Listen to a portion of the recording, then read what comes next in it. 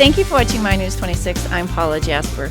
Today we're in Clare, and joining me is Pam O'Loughlin, Executive Director of the Clare Area Chamber of Commerce. Thanks for joining me. Thank you for having me. It's great to have you in Clare.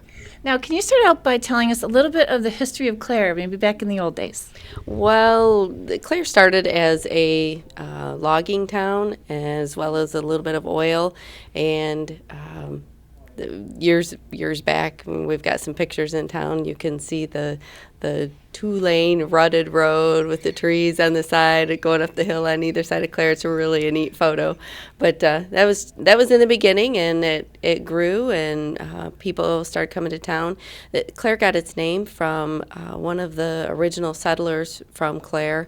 His secretary was directly from Ireland, and she came to this area and was working for him, and he said, we need to name this village.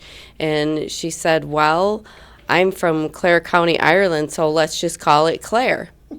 And it stuck. That's neat. So, yeah, we just learned that little bit of history this past year during our Irish festival. So, yeah, it's very cool. So you have an Irish festival here? Yes, we do. Every March, about 10,000 people come to Clare to celebrate being Irish, whether they are or they aren't. I'm sure. Now, you were sharing with me earlier that Clare was known as the gateway to the north. Why was that?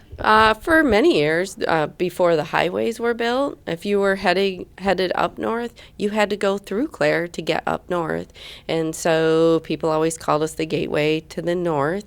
And it has stuck over the years, but what would happen, people would come up from Lansing and they'd stop for dinner on their way north, or if they were coming from Detroit, and keep in mind the vehicles didn't go 70 miles an hour then, so it took longer, they would come and spend the night at the Doherty Hotel in Clare and then finish their trip up north after that. So we were the gateway to the north. Friday nights were crazy in Clare, and that kind of waned over the years after the expressway circled around Clare, but we've been trying to bring that back. Yeah, tell us a little bit of maybe the ebb and flow of how your downtown has been over the last bit. In the years past, it was very, very vibrant. We had a few good anchors, and some of those stores have changed over time. But around 2008, 2009, gas prices went sky high, and the travel market just dropped. And so we found a lot of empty storefronts in the downtown of Clare, and we have helped that to come back. We now have all of our storefronts full. Right. Tell us about some of the anchors that you have now. Anchors in our downtown, Cops and Donuts is our big anchor. People come from far and wide to Cops and Donuts, a lot of bus tours and that type of thing.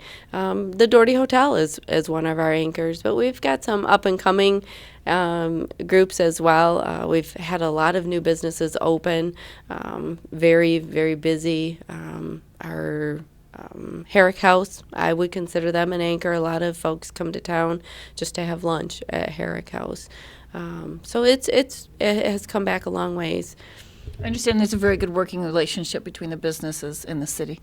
Absolutely. On a couple different variations on that, there is a lot of collaboration amongst the business owners in Clare, and I really think that has attributed to some of the growth that we have seen, some of the increased traffic that we've seen, because those businesses are working together to help to make things happen. I frequently hear from people, oh my gosh, there's something happening in Clare every single weekend.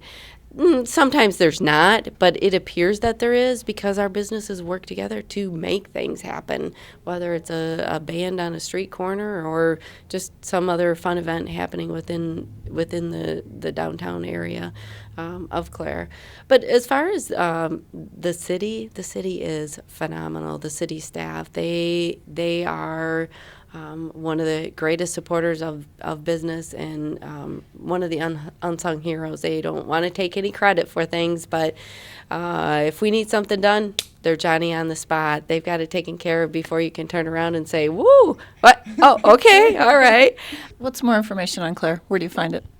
You can find that information at claremichigan.com, but I do want to add in there one of the fun, exciting projects, and it should be really rolled out next spring, is a program we're calling Art Traction. It's a combination tour of all the different pieces of art in Clare. You can see the first glimpse of that if you go through the alley behind Cops and Donuts. It's called Art Alley. It was a project that we worked on this summer, and it's pretty awesome. If you haven't got a shot of it, you should. A lot of enthusiastic people. Oh, absolutely. Very passionate about Clare. Nice. Lot of pride in the area. Thanks a lot, Pam. Thank you. Appreciate your time. Paula, Jasper, -26 in Clare.